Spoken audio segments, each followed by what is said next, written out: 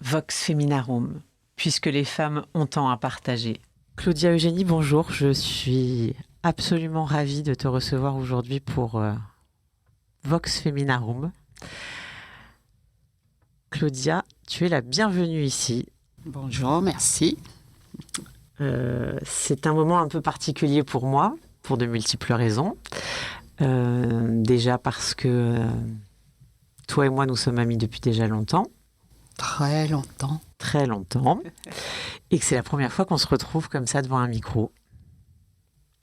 Alors, merci de ta présence. Et est-ce que tu peux me dire, et nous dire, qui es-tu, Claudia ?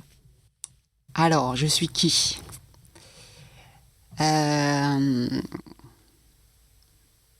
Qu'est-ce que je pourrais dire ? Je suis qui ? Je suis Claudia, déjà. Je suis née à la Martinique. Et ça fait déjà... je suis en France métropolitaine depuis 2000... Qu'est-ce que je raconte, 2000 ? Ça fait depuis l'âge de 8 ans. Je vis en France métropolitaine. Et voilà, j'aime... je suis une femme de foi. Voilà, j'aime beaucoup Jésus. J'aime ma vie, en fait, en Christ, ma vie d'enfant de Dieu. C'est ce que j'aime le plus dans ma vie. Et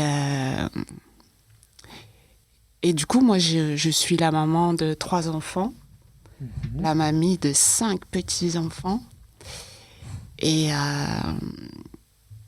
je suis soignante. Je suis soignante.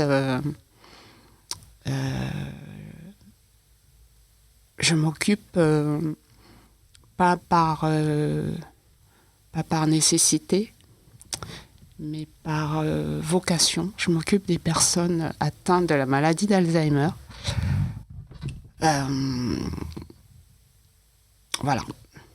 Voilà qui je suis. Après, je suis plein d'autres choses. Bien sûr. J'aime chanter, j'aime manger, j'aime les belles choses de la vie. Voilà, donc, et puis je crois aussi que je suis une femme fidèle. Voilà, je parle dans tous les sens du mot, c'est-à-dire que quel que soit ce en quoi je vais m'investir, en fait, je vais le faire fidèlement. Je vais faire ce qu'il faut pour que ça soit bien fait. Je ne suis pas parfaite, donc des fois il y a des ratés, ça c'est normal.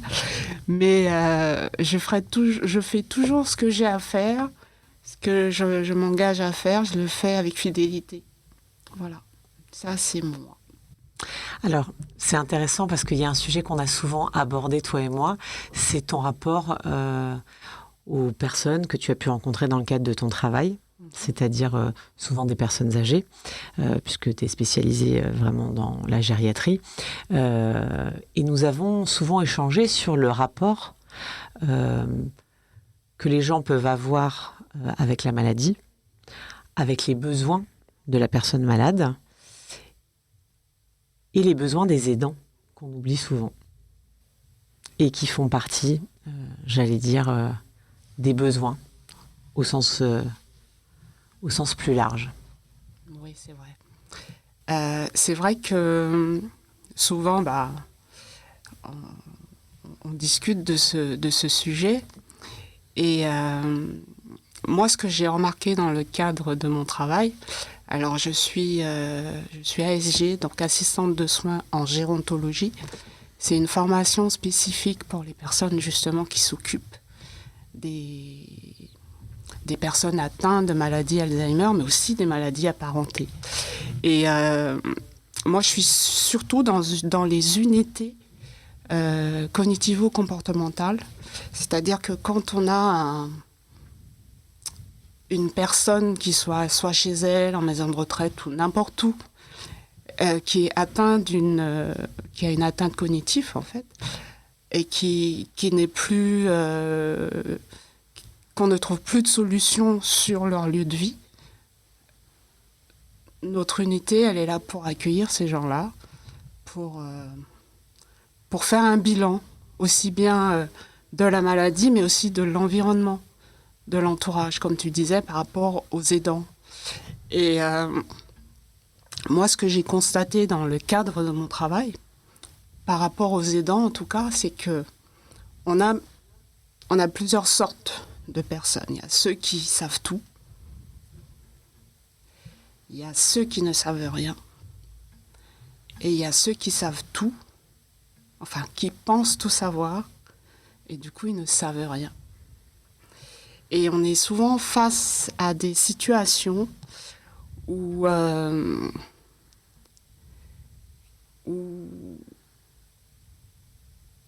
je ne vais pas dire qu'on n'est pas adapté, mais on a du mal en fait à communiquer avec les dents parce qu'il faut savoir prendre sa place tout en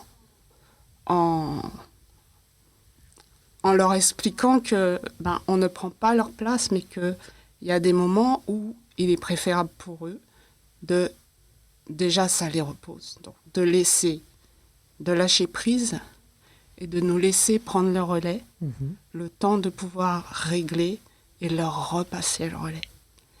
Et il y a beaucoup d'aidants qui ont l'impression qu'ils abandonnent, qui ont l'impression qu'ils n'ont pas fait ce qu'il fallait, qui se sentent démunis parce que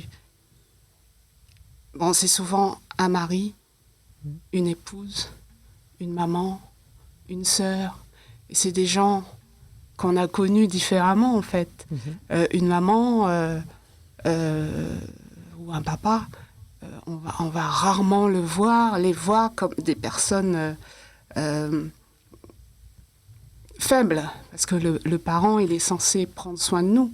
Donc, quand on a un parent qui a été fort pendant toute sa vie quasiment, et puis que du jour au lendemain, on a face à nous une personne qui est désorientée, qui a peur, qui fait des choses qu'on n'aurait jamais imaginé qui soient capables d'être faites, qui ne nous reconnaît pas, qui nous repousse, enfin, qui a un comportement totalement contraire à ce qu'on a l'habitude de voir. Alors, il y a des personnes qui le prennent pour eux. Il y en a d'autres qui ne le prennent pas pour eux, mais qui dans l'envie, dans le... Oui, non, mais il n'a pas toujours été comme ça. Donc, on va essayer de le booster. Et en fait, en faisant ce genre de choses, en fait, on va rajouter du stress. On va rajouter de l'anxiété parce qu'on a souvent tendance à se dire, oui, mais elle ne comprend pas, elle n'entend pas, elle ne voit pas. Enfin, rien. En fait, on s'imagine en fait, que les personnes qui ont des troubles cognitifs sont des personnes qui ne sont plus là. Et moi, j'aime à dire aux gens, en fait, ils ne sont plus là avec nous, à l'instant T où on est, mais ils sont quelque part. Et là où ils y sont en toute conscience. En fait, ils y sont vraiment. Ça veut dire que quand une personne Alzheimer, elle va ouvrir la porte et dire qu'elle veut rentrer chez elle, nous, on va se dire, mais non, mais t'es chez toi, ou ce genre. Mais elle veut rentrer chez elle, soit parce que elle a 8 ans, ou elle a 15 ans, ou elle a 20 ans, donc du coup, elle rentre à la maison, chez sa maman, chez ses parents. Ou elle veut rentrer chez elle parce qu'elle a oublié qu'elle s'est remariée. Et du coup, elle retourne chez son ex. Enfin, ça a toujours un sens, en fait. Ils sont toujours quelque part. Et les aidants, il y en a qui cherchent à comprendre, mais il y en a d'autres qui forcent. Et du coup, ça les épuise. Ils ont du mal à accepter cet aspect violent, en fait. C'est violent pour eux. Mais moi, ce que je vais dire, peut-être que ça va être pas bien compris, mais la priorité, c'est la personne, en fait. Donc, quand c'est violent pour nous, en tant que parents, que soignants, parce que nous aussi, les soignants, quelquefois c'est difficile parce on a des échecs, on a des personnes, y a, ce qui va fonctionner pour beaucoup de gens, quelquefois ne va pas fonctionner pour d'autres personnes. On nous dit souvent, oui, mais il ne faut pas tutoyer, il faut ceci, il faut cela, il ne faut pas dire les prénoms et ceci, mais il y a des personnes atteintes de troubles cognitifs qui ne répondent qu'à leur prénom. Il y a des personnes qui ont des troubles cognitifs qui ne comprennent pas qu'on les voit, qu'on les appelle madame ou monsieur. Comme il y en a d'autres, par contre, qui ne vont pas supporter qu'on les tutoie, qu'on les voit, qu'on les touche, et ainsi de suite.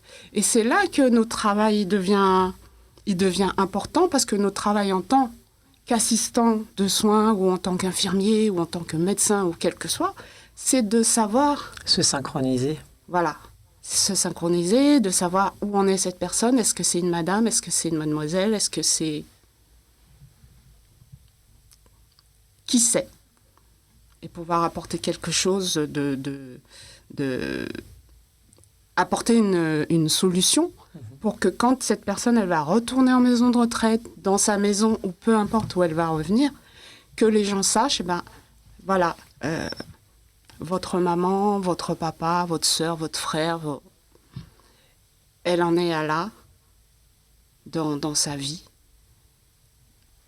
Pour elle, elle ne vous reconnaît pas parce que pour elle, elle n'a jamais eu d'enfant, par exemple. C'est déjà arrivé. Ou quand on leur dit, c'est votre fille, c'est... Ah non, mais moi, j'ai jamais eu d'enfant, mais vous vous rendez compte? Enfin, c'est violent pour l'aidant. Mais c'est bon quand les patients passent comme ça chez nous, on a cette solution qu'on donne aux personnes.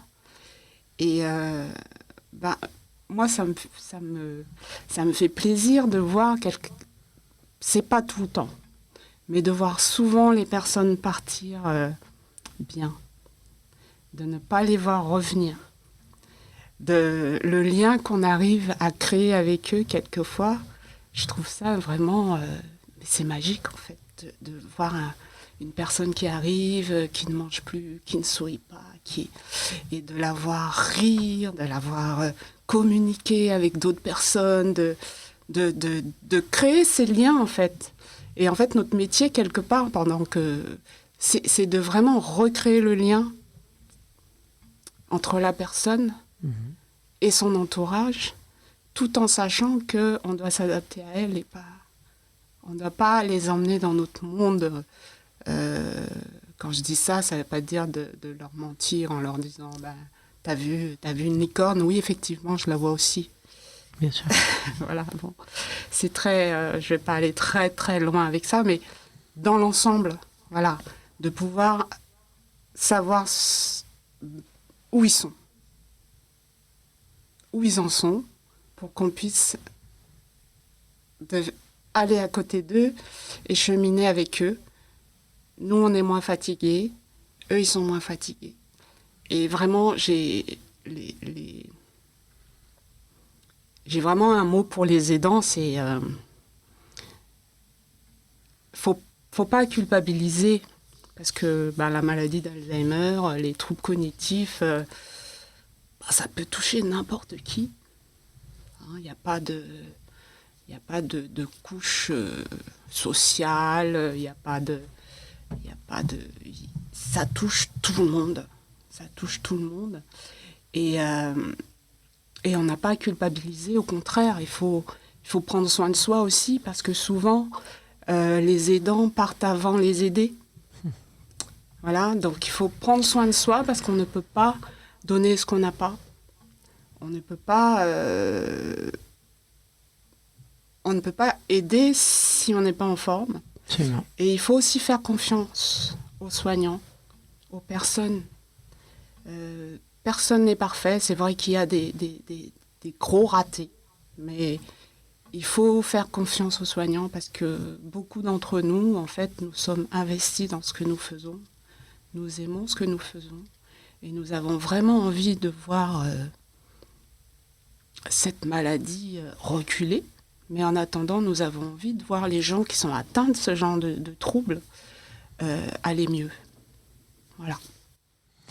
Alors, merci pour ce partage qui est hyper riche parce que je pense que quand on n'a pas été confronté à cette situation, on ne perçoit pas complètement à quel point cet aspect humain, il est essentiel dans le parcours de soins et pour la personne qui reçoit les soins et aussi pour les personnes qui sont autour et qui observent l'être aimé, souvent, vivre ce genre de choses.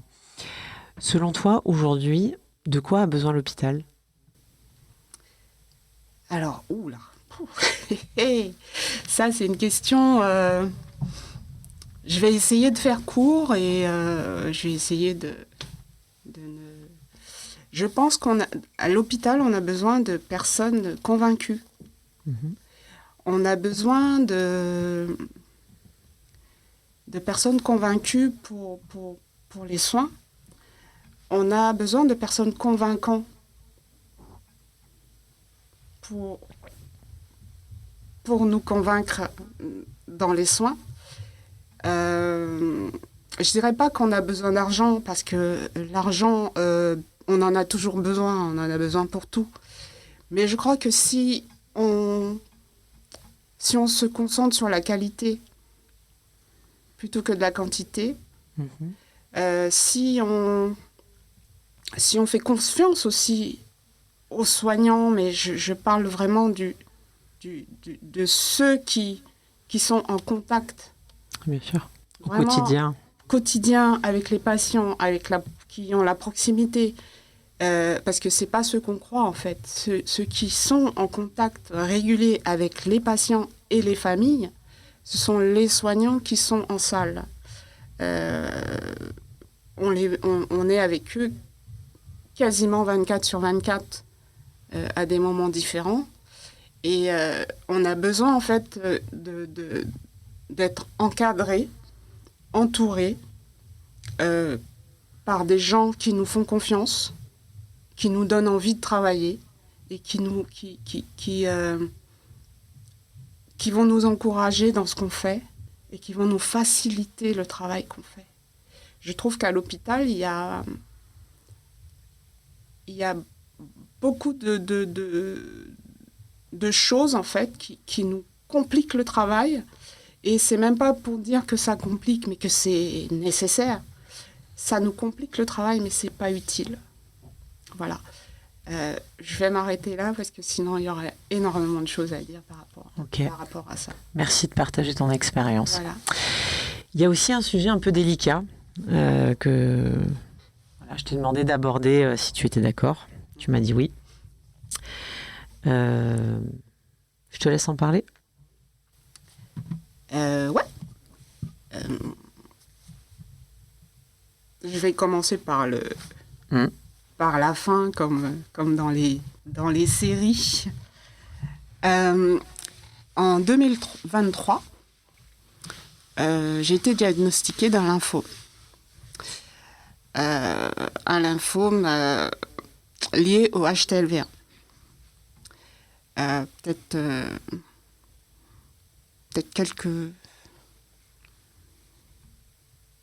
quelques temps avant, j'ai appris en fait que cette sérologie HTLV1 c'est un virus qui se transmet de la mère à l'enfant. Ça peut se transmettre par autrement, mais majoritairement, ça se transmet de la mère à l'enfant. Et c'est un virus, en fait, donc le HTLV1, qui est beaucoup concentré aux Antilles.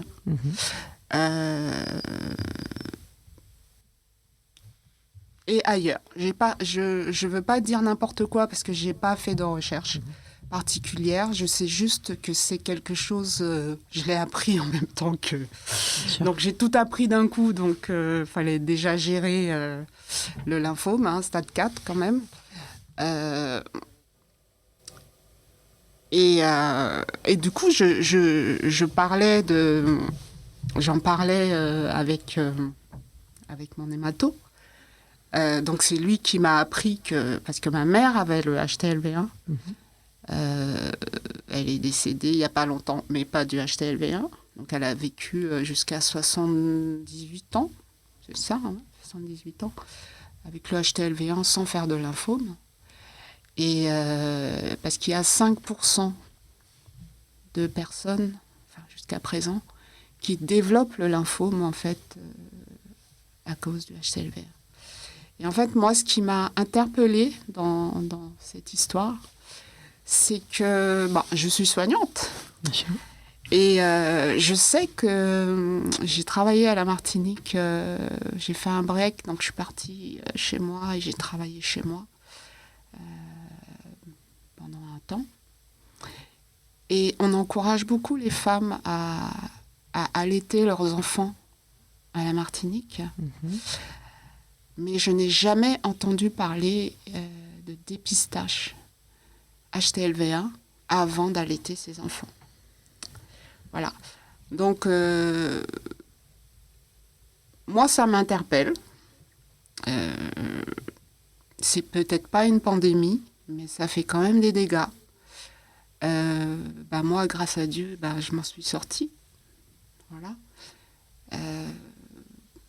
Pas sans séquelles, mais je m'en suis sortie. Je suis debout, je suis là, je témoigne, je parle de ma vie qui continue. Mais tout le monde n'a pas cette chance, cette grâce, je dirais même. Et je pense que s'il y avait des dépistages, si les gens étaient au courant, je pense que les gens feraient attention. Moi, j'ai pas allaité mes enfants à la base parce que j'étais égoïste, je pense, mais en même temps, je me dis c'était un bel égoïsme. En tout cas, c'était ton choix. Voilà, c'était mon choix. Je les ai pas allaités, c'était un choix, mais vraiment assumé. Et aujourd'hui, je bénis Dieu, quoi, parce que du coup, j'ai pas transmis le HTLV à mes enfants, mais j'aurais très bien pu le faire. Et j'ai 3 enfants. J'ai une fille qui, elle, a 3 enfants. Et voilà, c'est comme ça que les choses, elles continuent à vivre. Parce qu'il n'y a personne qui les tue, en fait. Personne ne dit, tiens, il y a quelque chose qui se fait et c'est prioritairement, c'est majoritairement ou c'est beaucoup. Parce que 5%, c'est peut-être pas grand-chose par rapport à la population, mais c'est 5%, quoi. C'est énorme pour ceux qui le vivent. Voilà. Et à un moment, en fait, même si on ne fait rien, mais donner aux gens les moyens de faire quelque chose. De dire, je sais que le HTLV1, c'est risqué. C'est comme une personne qui aurait beaucoup de cancer du sein dans sa famille, elle ira se faire dépister. C'est pareil pour le HTLV1, en fait. Savoir que c'est quelque chose qui court, c'est quelque chose qu'on peut transmettre, c'est quelque chose qui tue. Voilà, parce que le stade 4, moi, j'ai été diagnostiquée, d'ailleurs, tu étais là. Tu as eu l'honneur d'être au premier plan. Oui, de ces rendez-vous de vitraire. J'ai eu vraiment, c'était stade 4, quoi. Ça n'a pas été... j'ai pas été stade 1, stade 2, stade 3, c'était stade 4. Ça veut dire que quand je suis arrivée le vendredi à l'hôpital, le lundi, j'étais déjà sous chimio. Et c'était un gros 15 août quand même. C'est ça. Voilà. Donc, tout ça pour dire que c'est pas rien, que ce serait bien que les gens sachent que le HTLV1 existe et que ce n'est pas rien, qu'il y a des gens qui meurent de ça. Moi, j'ai eu aussi cette grâce d'avoir un fils qui était compatible. Mon frère et ma sœur aussi étaient compatibles, mais nous, on est déjà presque... on est sur la soixantaine. Et l'hémato a trouvé... plus pertinent. Voilà, plus pertinent de prendre la moelle de mon fils pour me la greffer. Pour moi, c'est symbolique. Et parce qu'à la base, ils ne voulaient pas. Voilà. Et du coup, ils ont quand même pris la moelle de mon fils. Donc moi, j'ai eu cette grâce d'avoir 3 personnes qui soient compatibles. Il y a des gens qui ne trouvent pas de compatibilité. Donc si on pouvait éviter ce petit arrêt à la case lymphome, ce serait bien. Voilà. Je pense, oui. Quel est l'hôpital de référence ? Alors, moi, j'ai été suivie au départ à Cochin. Mais mon hémato, il est à Necker. Je me permets de donner son nom parce que moi, je le kiffe. C'est le docteur Marseille. Docteur Marseille, on vous kiffe. Moi, je le kiffe. Il est comme il est, mais je le kiffe. Et je sais qu'il a été... il a fait ce qu'il fallait pour que tout se passe bien. J'ai trouvé vraiment cette disponibilité,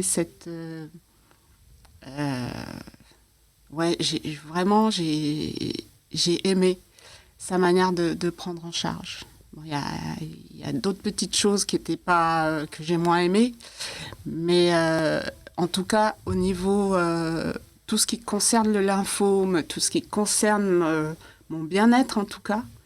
Vraiment, il a assuré. Donc, un petit big up au docteur Marseille, de toute la famille Eugénie, quoi. C'est waouh.